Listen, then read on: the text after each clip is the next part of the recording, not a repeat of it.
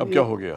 ایک بات تو میں بھول ہی گیا ڈاکٹر صاحب، یہ ایک اور ہماری بہو بیٹی ہے وہاں گاؤں میں جی، اس نے مجھ کو یہ پرچی دی تھی، کہہ رہی تھی کہ چاچا آتے ہوئے یہ دوائیاں لیتے آنا، تو یہ قریب سے آپ کے یہ ہسپتال کے نیڑے تیڑے سے مل جائیں گی دوائیاں جی؟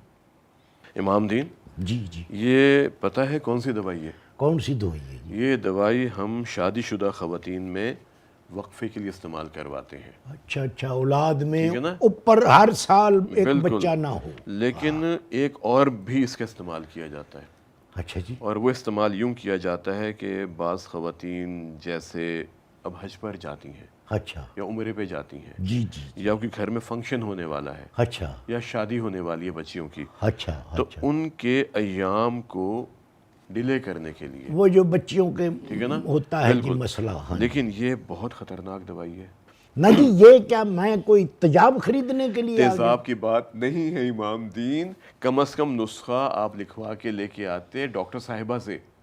وہ جی بچی نے مجھ کو نہیں، لکھ کے بچی دے نے دیا۔ دیکھیں، اگر لیڈی ڈاکٹر نسخہ لکھ کے دیتی، ان کو سب پتہ ہوتا ہے کہ میں نے دوائی کیوں استعمال کروائی ہے، جی، اور وہ پھر ان کے جو بیڈ ایفیکٹس ہوتے ہیں نا، ہاں ان جی، پر نگاہ رکھتی۔ اچھا اب اگر یہ خود سے استعمال کریں گی تو اس کی وجہ سے تو بہت نقصان ہو سکتے ہیں، خون جم سکتا ہے۔ اچھا، کوانٹیٹی جو ہوتی ہے وہ بھی ڈاکٹر ہی بتا سکتا ہے؟ بالکل، آپ نے جو دوا لینی ہے، جو دوائی استعمال کرنی ہے، وہ کبھی بھی ڈاکٹر کے مشورے کے بغیر نہیں کرنی، اچھا، اور خاص طور پہ یہ دوائی، ہاں جی، ہاں جی، کیونکہ امام دین، مجھے ابھی تک یاد ہے ایک خاتون گئی تھیں سعودی عرب حج اچھا کے لیے۔ اچھا جی، اچھا اب وہاں پر چونکہ پاک رہنا تھا ان کو، جی جی، انہوں نے یہ دوائی استعمال کرنی شروع کر دی، اچھا اور اس کے بعد ان کے انگوٹھے میں درد شروع ہو گیا، اچھا ان سے چلا نہ جائے۔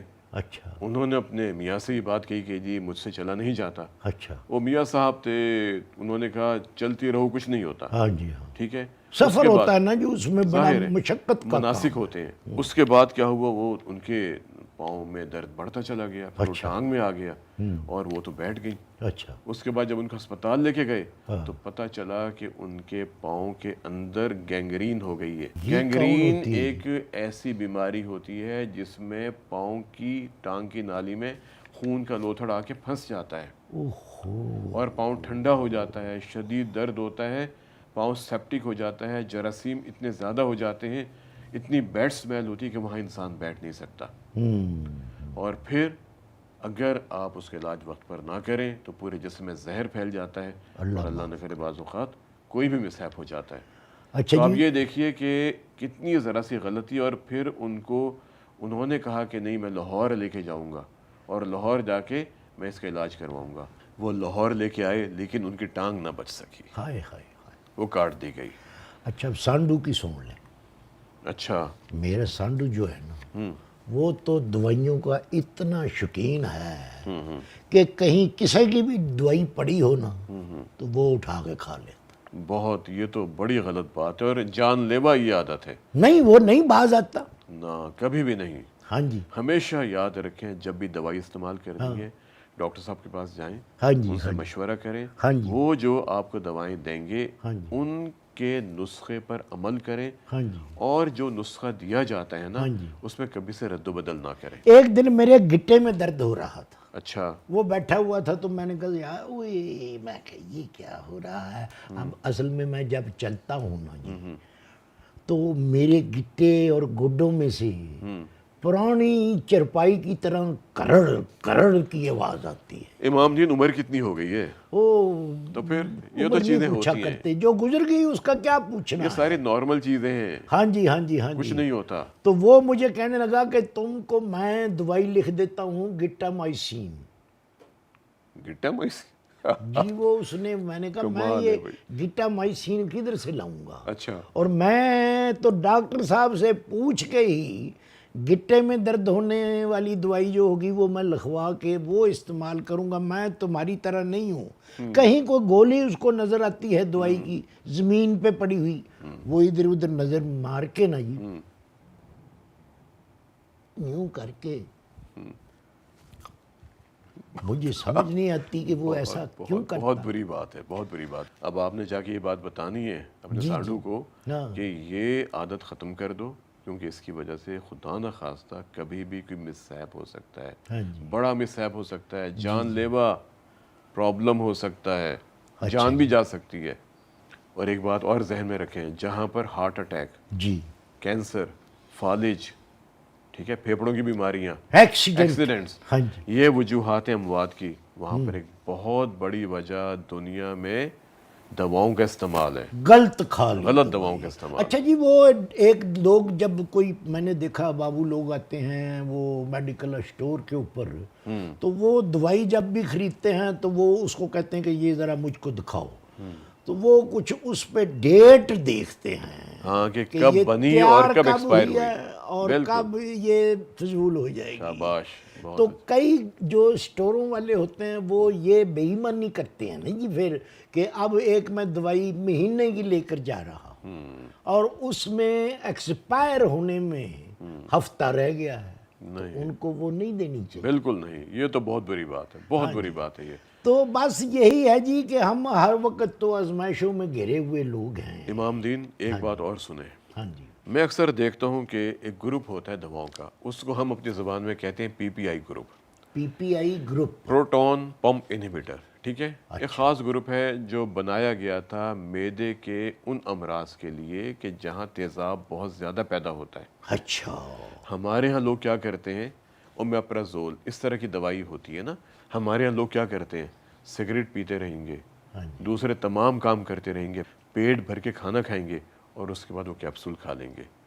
اور میں جب لوگوں سے ملتا ہوں جو میرے پاس مریض آتے ہیں تو معلوم یہ ہوا کہ وہ پچھلے کئی سالوں سے یہ کیپسول کھا رہے ہیں، اچھا، جبکہ پوری دنیا میں یہ کہا جا رہا ہے کہ یہ کیپسول، یہ گروپ جو ہے، جب تک ڈاکٹر آپ کو نہ دیں کبھی آپ استعمال نہ کریں. سجیسٹ جب تک نہیں کرتا. بالکل، جب تک ڈاکٹر پریسکرائب نہ کریں آپ نے یہ دوائی استعمال نہیں کرنی. لیکن ہمارے ہاں لوگ سگریٹ پینے کے بعد چونکہ جلن ہوتی ہے نا سینے میں بہت زیادہ، تو اس کو ختم کرنے کے لیے یہ دوائی استعمال کرتے ہیں.